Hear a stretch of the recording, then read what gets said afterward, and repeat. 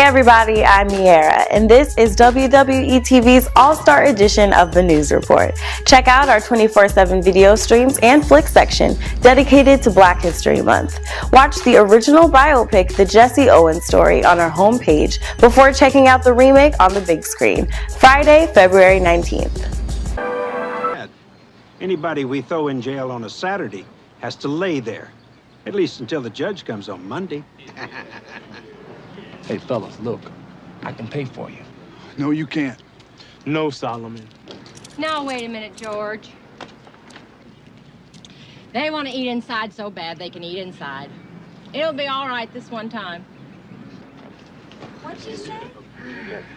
I mean it, boys. Come on in.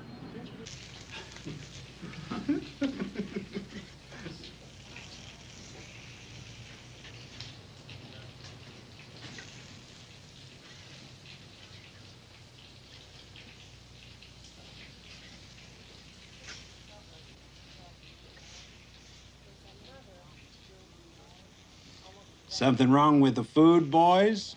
Better eat up now. That track meets today, right?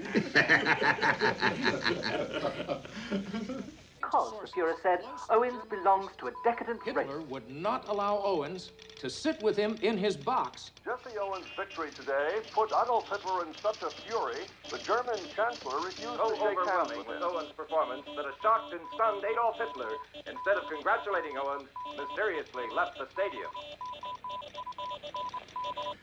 The official explanation was that he left because it was starting to rain. But the sports writers maintain that I drove Hitler out of his own stadium. Which became part of the Jesse Owens legend. What does the man behind the legend have to say?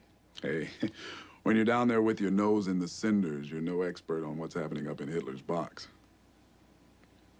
Did he really stop them from playing the Star-Spangled Banner when you won? Just between us, men behind the legend, Hitler had no control over that. The proper national anthems were played for all the winners, and nobody ever asked him to invite me or any other athlete to sit in his box. Well, didn't he snub you? Didn't he refuse to shake hands? Or is that just another myth? On the first day, he shook hands with the first winners, who were Germans and Finns. Then the International Committee objected, and he didn't shake hands with anybody anymore. Cornelius Johnson and Dave Albritton were the next black winners, so if he snubbed any of us, it was them, not me. The reporters used my name instead of theirs, which was the best thing that could have happened to my public speaking career. You mean you've been keeping the myth alive on the lecture circuit ever since? Those stories are what people like to hear, so you tell them. Doesn't it bother you making money off of that snow job? You call that a snow job? The real job is what the Nazis did on a lot of Americans who came home telling how great it was in Germany. Organized, clean, Gemütlichkeit. So for the next 2 years, nobody stopped the worst murderer of all time from gobbling up a couple more countries. Now, isn't that a little more important than whether Hitler snubbed me? Okay. And what did those Americans worry about? Too many events won by black athletes. How could the white man keep the scales tipped in his favor?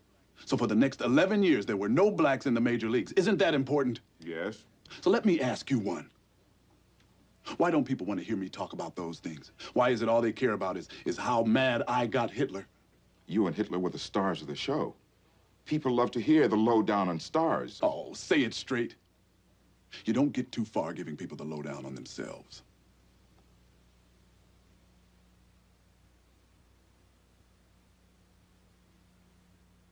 Our video streams this month will include Tupac, Michael Jackson, and more. This week in Toronto is the NBA All-Star Game. Now, this game will be historic for the simple fact that it will be Kobe Bryant's last time ever as an All-Star. Second, 27 in the third. Here's number one. Do you believe it? Nothing that needs to be said about this game. For the night, at least. 12 for 80. Would be 18 for 20 from the line. And an 81-point game. 55 in the second half. You gotta get him out of the game. As we all know, the Black Mamba will be retiring at the end of the season. Hot 97, Ebro in the morning, Throwback Thursday. But can you talk about your relationship with like Queen Latifah? Because we're at a moment right now in hip hop where there's a resurgence of the female MC. When we met, we clicked, and then I think we had it was a bunch of other female MCs around at that time also. Matter of fact, there's a picture that's on the internet of all of us at the New Music Seminar, and I think it's like Jazzy Joyce and Moni Love and Michie Mee from Canada.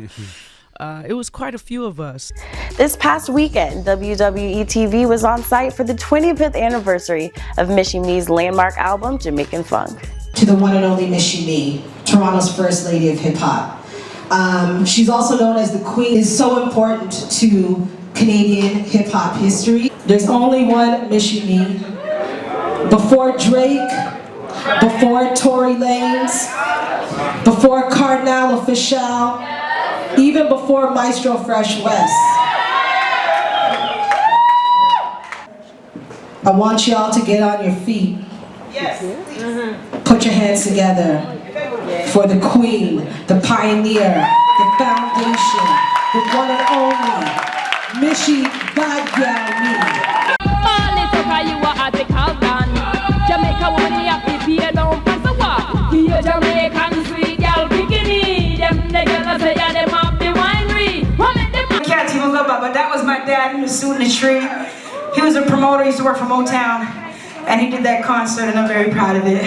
His one claim to fame. He brought us Isaac Hayes to Jamaica, Bob Marley, and was already there, and Jackson 5 at the time. I left that concert and came to Canada. I started chasing things that I would remember and I would see. So that's my journey. Remember to watch Before the 6, Now or Never on our website.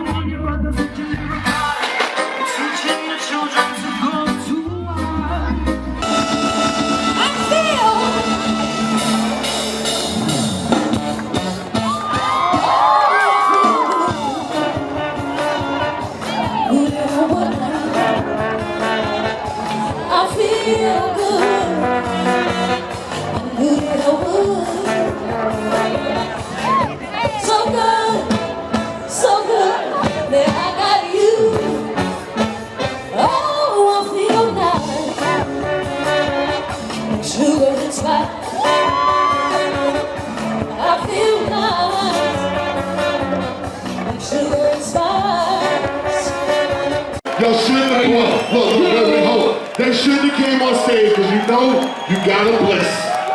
Yo, give it up for Michie Mee, yo. Camera's on, baby. Hey, yo, check this out, Michie. You know you're gonna have to bless the mic tonight. Blaze gonna get you on and I'm gonna give back. You know you're gonna have to bless the mic, no, right? That's all right. That's all you can. Look, when you come to a Public Enemy show, this ain't that normal shit that, you know, this is the fucking modern millennium James Brown review, you understand? We always look, this is my fucking military. I'm a serviceman. I come here to service you and service your kings and queens, all right? Ain't about us. That's why we love groups. Michie Mee.